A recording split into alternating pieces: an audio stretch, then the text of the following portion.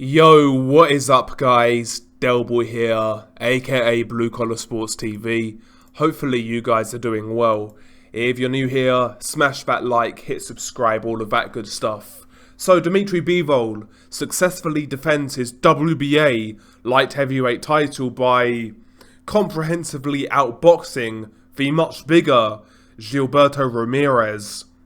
Now, going into this fight, I was picking Bivol to win, like most people were, but I felt at some point in this fight, the physicality and size of Ramirez would give Dmitry Bivol trouble.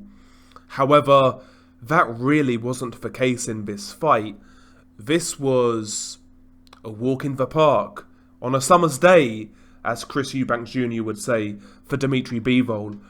Easy fight for him, as far as I'm concerned. I mean, how many rounds could you give Gilberto Ramirez in this fight? 2, 3 rounds? Something along those lines?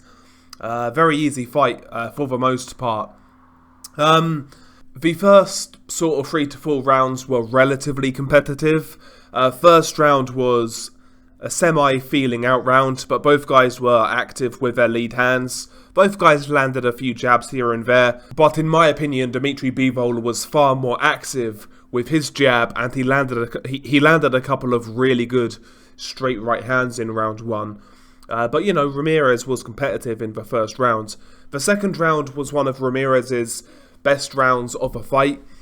Bivol's activity wasn't quite what it was in round 1, whereas Ramirez got on his jab out of that southpaw stance and actually was having a bit of success with it. He was kind of trying to throw the 1-2. The straight left hand wasn't as effective, to be honest, but he was trying to put a few punches together. It looked like he was trying to open up Bivol. He would kind of go downstairs with tap body punch sort of shots, but he never really followed through with a shot back to the head. But he was relatively active in round 2. And arguably, well, I felt he won round 2, to be honest. The third round, once again, was competitive, but Bivol got back on his game. At this point, it still looks like Bivol is assessing what's in front of him, kind of getting a gauge for Ramirez's power, his speed, his boxing ability, etc. But, you know, I felt round 3, Bivol started to hold his ground a bit more with Gilberto Ramirez, and when it came to the straight punches, he was reaching the target far faster and far more regularly than Gilberto Ramirez. Quicker hands, more precise punches, and yeah, the straight punches of Bivol in the third round were far more effective in my opinion. Ramirez got some clubbing work off, in particular his right hook out of that southpaw stance, but nothing too crazy for Ramirez.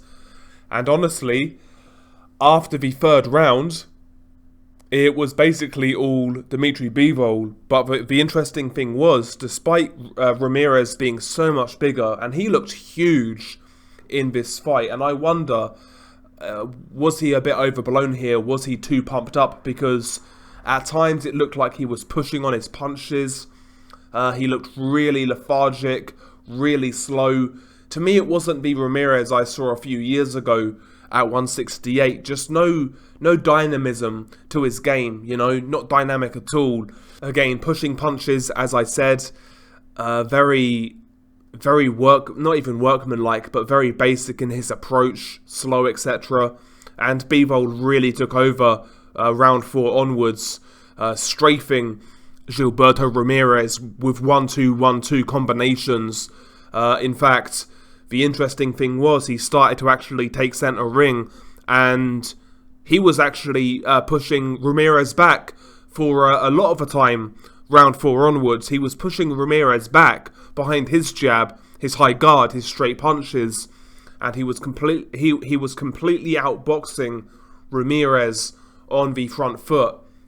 Occasionally, Ramirez would fire back with maybe a clubbing right hook out of that southpaw stance, a hook to the body here and there, but his success was few and far in between. I think it was that pattern repeated basically for the rest of the fight.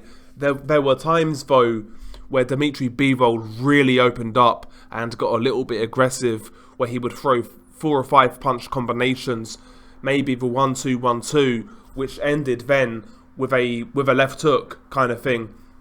And his left hook was quite prominent in this fight. He was catching Ramirez leaning over his front foot with that left hook constantly in this fight.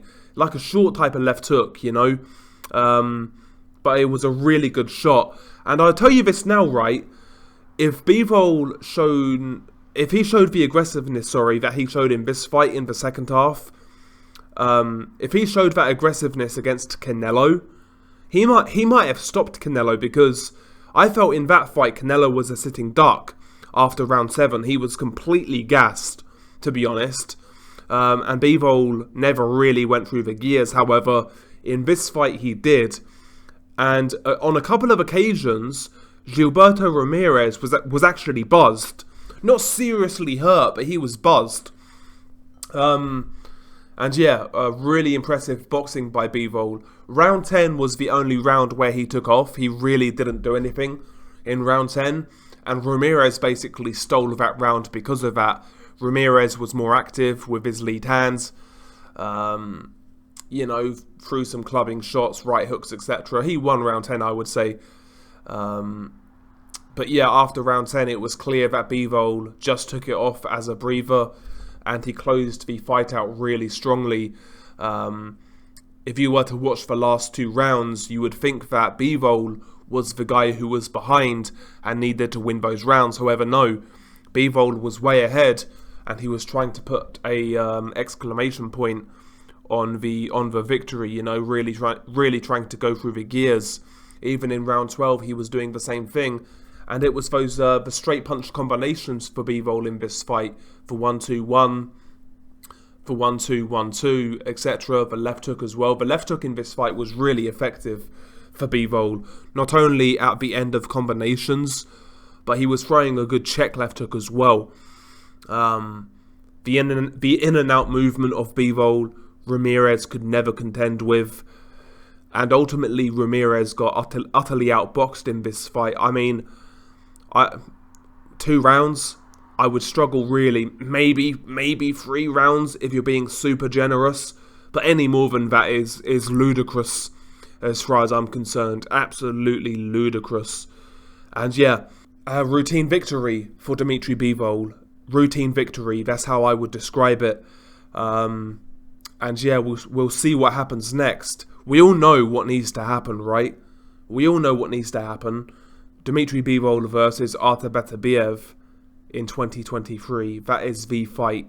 That is arguably I'm going to say it right now.